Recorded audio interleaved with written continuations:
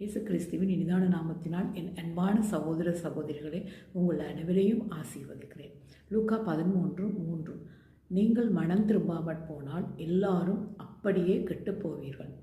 இதை லூக்கா 13:1-5 படித்தால் அது எந்த சந்தர்ப்பத்தில் எப்பொழுது அப்படி சொல்கிறார் என்ற முழு விவரம் அதில் தெரியும், படித்து பார்க்கவும்.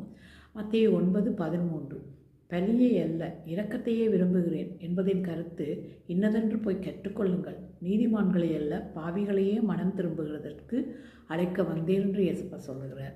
அதையே லூக்கா 15:7 அதுபோல மனம் திரும்ப அவசியமில்லாத 99 நீதிமான்களை குறித்து சந்தோஷம் உண்டாகிறதை பார்க்கிலும் மனம் திரும்புகிற ஒரு பாவியின் நிமித்தம் பரலோகத்தில் மிகுந்த சந்தோஷம் உண்டாயிருக்கும் என்று உங்களுக்கு சொல்லுகிறேன் என்று சொல்லியிருக்கிறார்.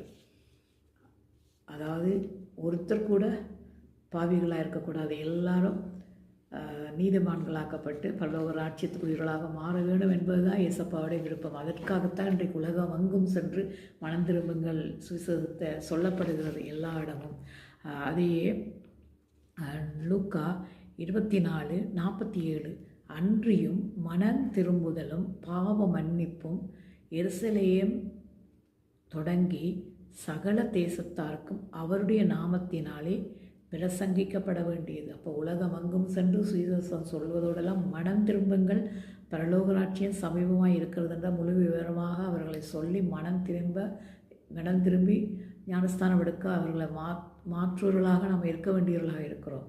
அதையே உங்கள் பாவங்கள் நிவர்த்தி செய்யப்படும் பொருட்டு நீங்கள் அப்போஸ்தலர் 3:20 உங்கள் பாவங்கள் நிவர்த்தி செய்யப்படும் பொருட்டு நீங்கள் மனம் திரும்பி குணப்படுங்கள் என்று சொல்லணும்.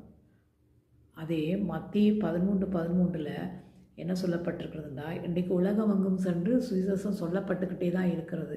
எல்லாரும் கேட்குறார்கள், இயேசுப்பா செய்திருக்காருன்னு நம்புகிறாங்க, அறிந்திருக்கிறாங்க, அற்புதங்கள் அடையாளங்கள் பார்க்குறாங்க. ஆனாலும் அவர்கள் மனம் திரும்ப மனசு இல்லாமல் இருக்கிறாங்க. அவர்களை பற்றி இங்கே எப்படி சொல்லப்பட்டிருக்கிறது என்றால் மத்தேயு 13:13 இந்த ஜனங்கள் கண்களினால் காணாமலும் காதுகளினால் கேளாமலும் இதயத்தினால் உணர்ந்து மனம் திரும்பாமலும் நான் அவர்களை ஆரோக்கியமாக்காமலும் இருக்கும்படியாக அவர்களுடைய இருதயம் கொளுத்திருக்கிறது, காதால் மந்தமாக கேட்டு தங்கள் கண்களை மூடிக்கொண்டார்கள் என்பதே இதையும் சொல்லப்பட்டிருக்கிறது. அதே இந்த மனம் திரும்பார்களுடைய இவங்க எப்படி இருப்பார்கள்ன்றதை சொல்லப்பட்டிருக்கிறது. எப்படின்னா 2 பேதுரு 3:9 ஒளியிலே இருக்கிறேன் என்று சொல்லியும் தன் சகோதரனை பயக்கிறவன் இதுவரைக்கும் இருளிலே இருக்கிறான். எல்லாம் தெரியும், அறிந்திருக்கிறோம், எல்லாம் இருக்குன்னு சொல்லி நம்ம ஆராய்ந்து பார்த்தால்தான் நம்முடைய குணாதிசயங்கள் எப்படிப்பட்டதாக